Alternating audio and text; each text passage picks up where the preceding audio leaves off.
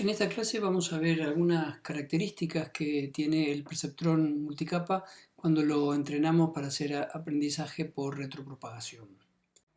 Vamos a analizar en primer lugar el teorema de aproximación universal debido a Sibенko, que data del año 1989. Y establece lo siguiente.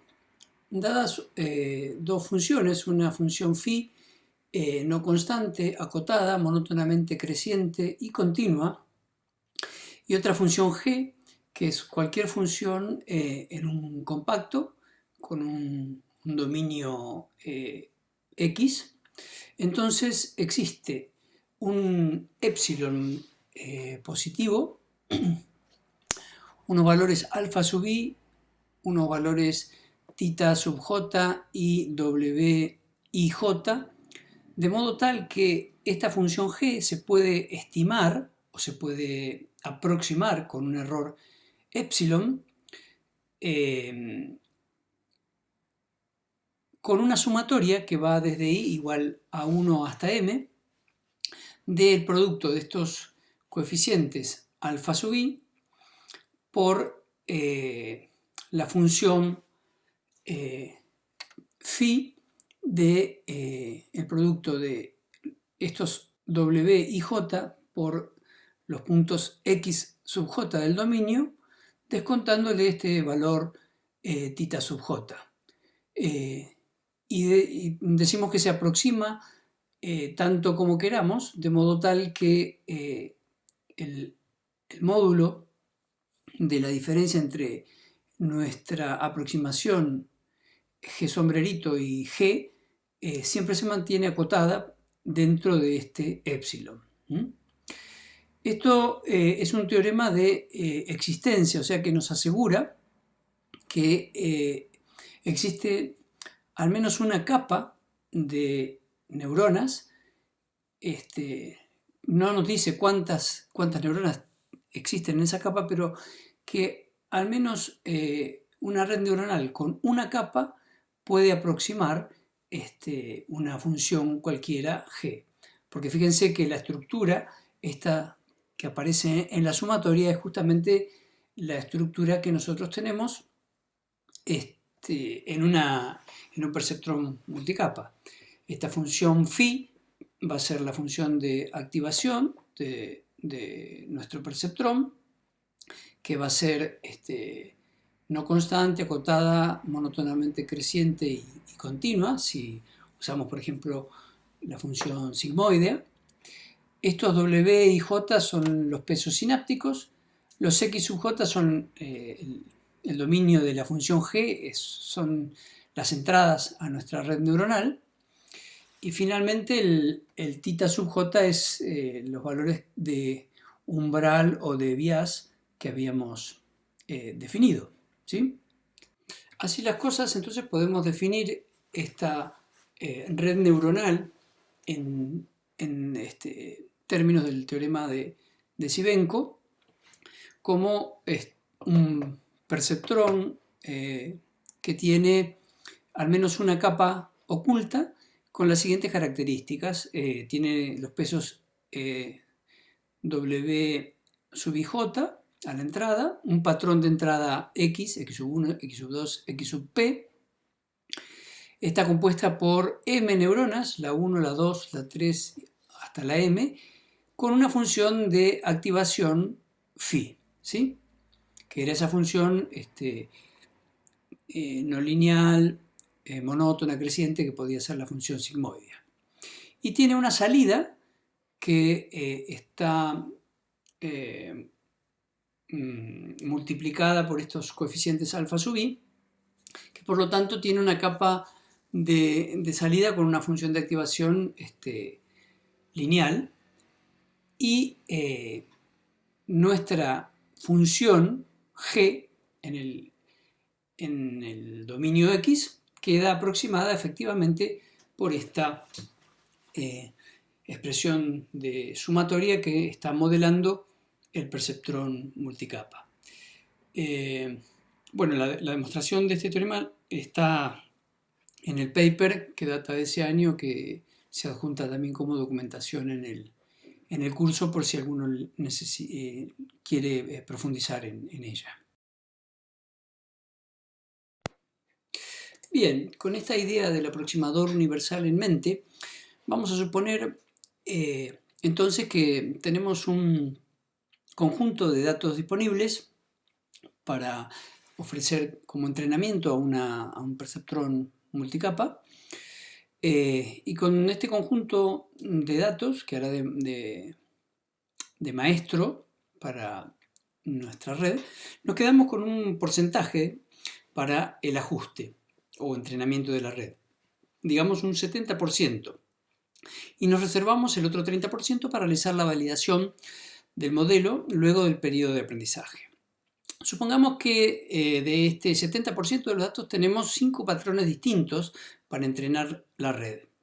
Presentamos un patrón a la entrada y presentamos la salida deseada, calculamos el error, retropropagamos este error, ajustamos los pesos, luego presentamos el siguiente patrón y repetimos. Y así sucesivamente hasta completar una época, vale decir, una presentación completa de todos los 5 patrones de entrada y salida. Repetimos este procedimiento hasta que podemos ajustar una función a los puntos presentados, que en nuestra gráfica son estas X que vemos como training data o datos de entrenamiento.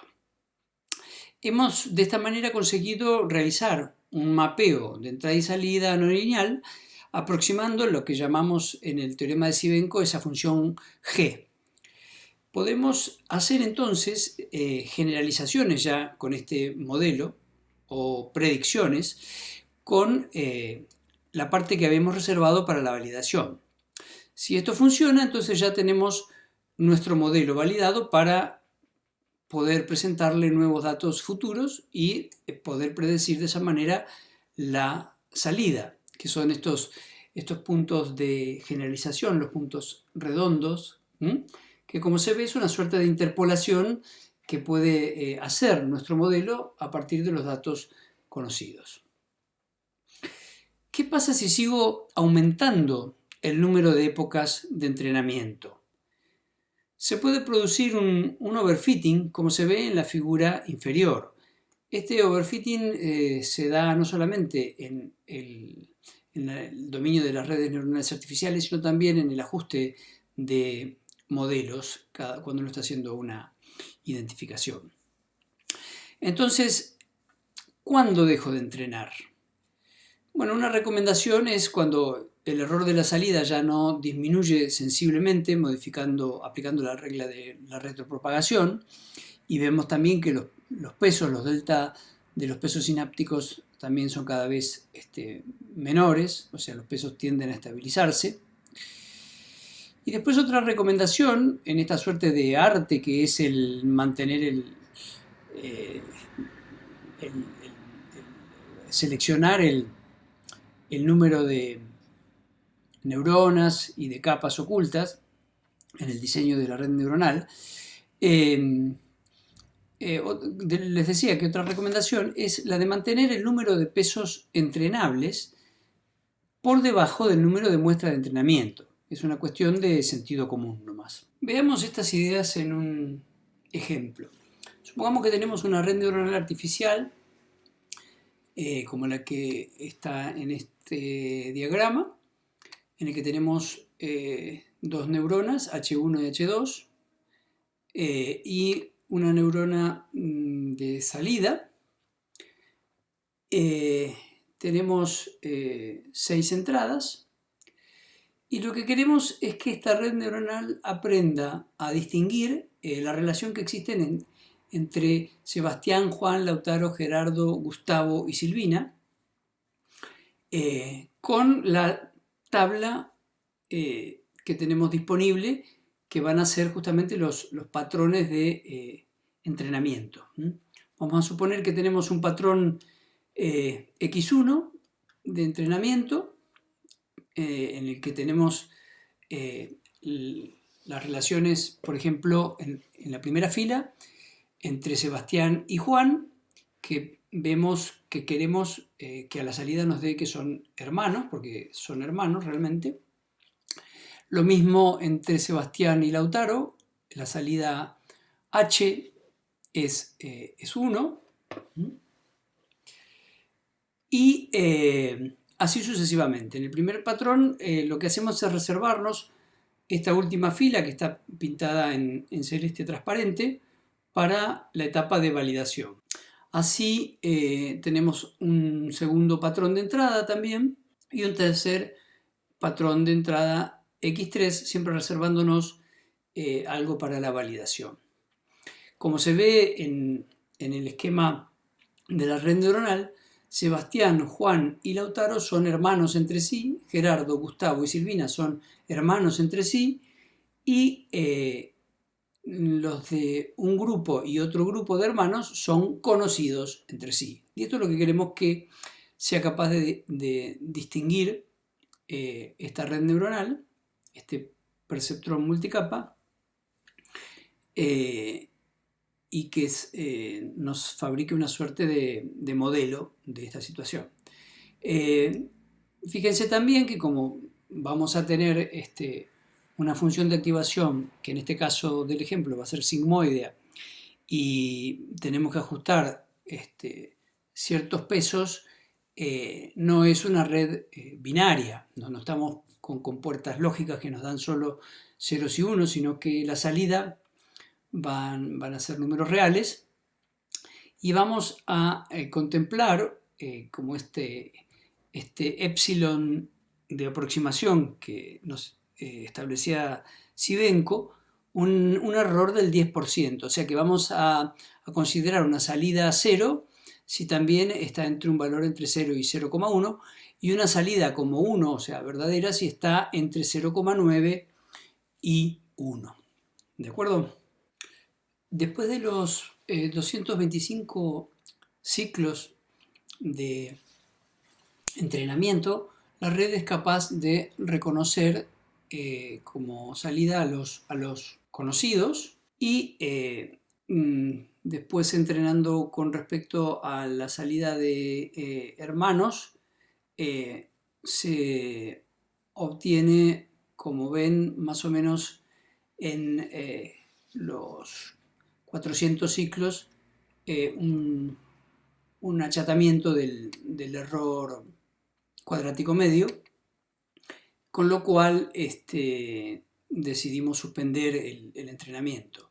Fíjense que se puede hacer un entrenamiento secuencial presentándole primero los patrones de los conocidos y luego los patrones de los hermanos, y el resultado es lo mismo que si los datos no se separan con la salida, sino que se entrena simultáneamente a reconocer conocidos y hermanos, y fíjense que el comportamiento en la parte final de los ciclos de cambio de peso es convergente.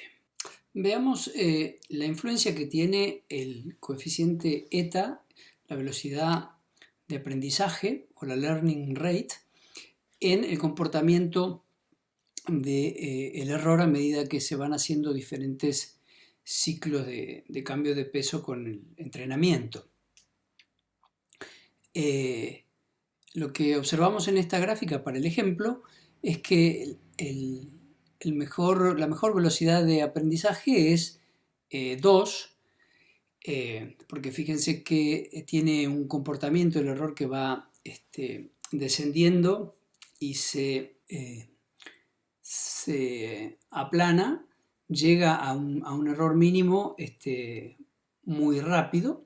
Podríamos también elegir la curva con la velocidad de aprendizaje igual a 1. ¿Y qué pasa para valores ya mayores que 2?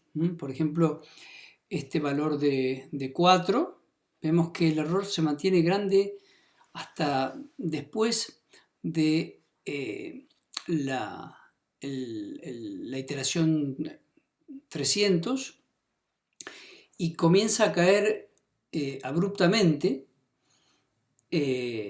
o para el caso, por ejemplo, de una learning rate de 8, también se mantiene muy alto durante muchísimo tiempo y pega un salto allá por el ciclo número 600, que baja drásticamente a prácticamente cero. Pero bueno, nada nos asegura que esto, si seguimos entrenando, no vuelva a tener un cambio brusco y no se estacione en un valor mínimo de el error cuadrático medio. Lo que sucede en este caso es que los saltos que va dando los delta de peso en la actualización quedan tan grandes con estos coeficientes tan altos que los gradientes, como se van calculando localmente en el descenso del gradiente de la superficie del error, dejan de ser válidos para ir acercándose a el mínimo, que es lo que vamos haciendo al aplicar la regla delta generalizada o el backpropagation, ¿sí? Bueno, una vez que la red neuronal, nuestro perceptrón multicapa, fue entrenado, la podemos utilizar, como decíamos, para hacer predicciones, porque ya tenemos el modelo establecido. Y de hecho, bueno, esas filas que nos habíamos reservado, que estaban pintadas de celeste en alguna filmina anterior, las usamos para validar ese modelo que hallamos. Y fíjense que el comportamiento es muy aceptable cuando le presentamos a Sebastián y a Silvina, que son conocidos. El conocido deseado es 1 y el conocido observado me da 0,92, que está dentro del porcentaje ese de error que habíamos establecido originalmente, el epsilon de la aproximación.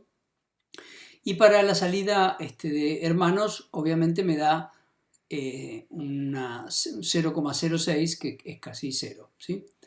Si le presentamos el par de entrada Lautaro y Gerardo, los reconoce como conocidos también, con 0,92. Se comporta igual que el caso anterior. Y el caso de Gustavo y Silvina, que son hermanos, da una salida 0,09 para conocidos y 0,91 para hermanos. O sea que está funcionando como queríamos. Podríamos pensar en agregar más neuronas, ¿no? El teorema de Sibvenko habíamos visto que no nos limita, no nos establece el número de neuronas.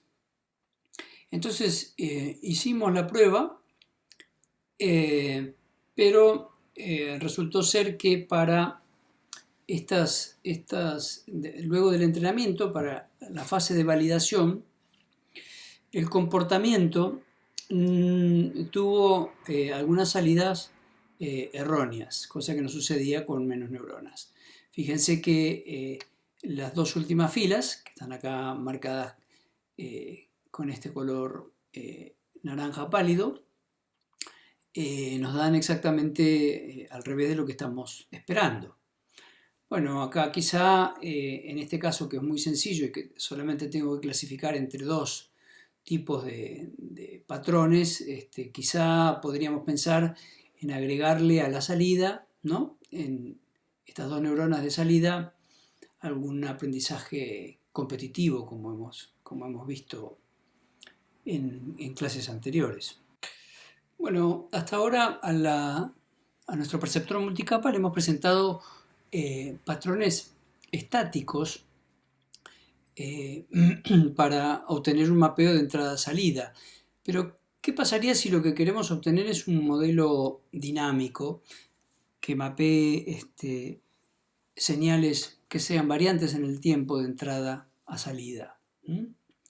Bueno, en este caso vamos a tener que agregarle alguna capacidad de memoria a nuestra red, de modo tal que pueda secuenciar en el tiempo distintos patrones, distintos vectores de entrada, ¿no? Como se ve aquí en este gráfico esquemático, al vector de entrada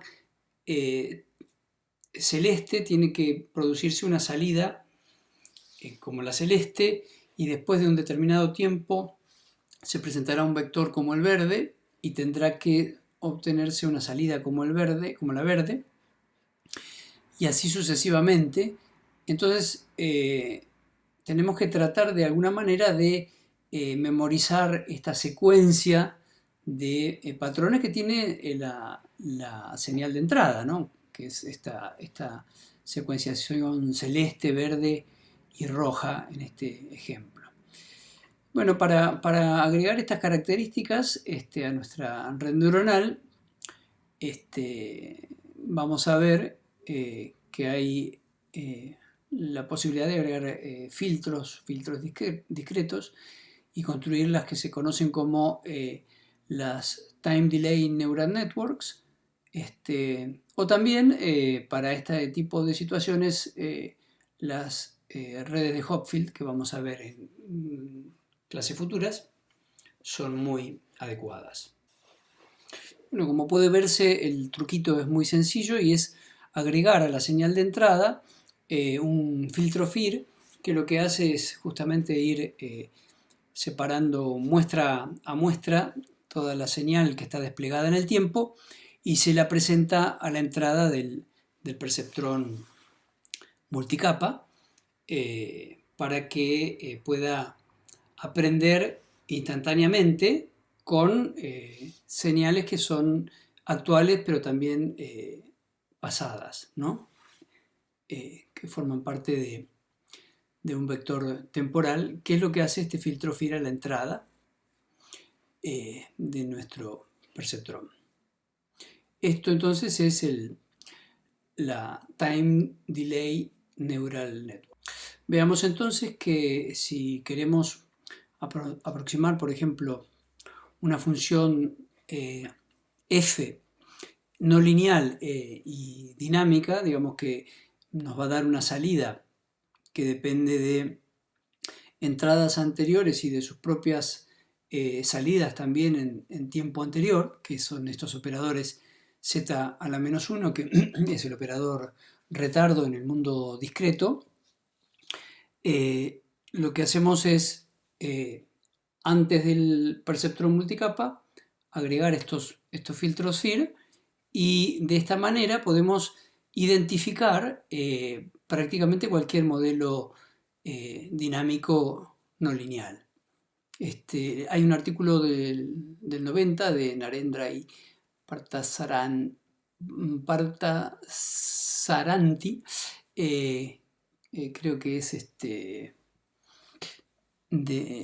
en el IEEE Explorer, que es justamente un artículo sobre identificación y para hallar este tipo de modelos dinámicos con el perceptrón multicapa. Bueno, con estas características que hemos visto para el perceptrón multicapa con aprendizaje de retropropagación, hay muchísimas aplicaciones, en clasificación, en estimación de funciones para los problemas de identificación y control. Ahí, entre paréntesis, hay referencias que pueden googlear y encontrar trabajos. También para lo que es extracción de características o de patrones en grupos de datos, ¿no? Por ejemplo, para reconocimiento del habla o del locutor, que es todavía un poco más difícil, o para la cancelación de vibraciones. Son todas aplicaciones muy interesantes de los perceptrones multicapa. Los agrupamientos estadísticos de datos también, todo lo que es clustering, que se utiliza mucho para lo que es visión artificial, con múltiples aplicaciones también, como se enumeran aquí. Esto no es una lista exhaustiva, obviamente. Y con lo que decíamos de la posibilidad de obtener los modelos no lineales, obviamente en todo lo que sea predicción pueden funcionar con mucha eficiencia. Por ejemplo, los que son modelos para predicción financiera o para predicción de despacho eléctrico e incluso para las predicciones meteorológicas. Bueno, solo a modo de ejemplo, para completar lo que es el modelado de sistemas dinámicos, vemos en esta última filmina cómo es posible obtener un modelo dinámico para un motor de inducción que realizamos acá en el núcleo Intelimec y que fue empleado para hacer detección y diagnóstico de fallos de estas máquinas eléctricas allá por el año 2006. Y con esto terminaríamos con lo que es las aplicaciones de los perceptrones multicapa y la retropropagación.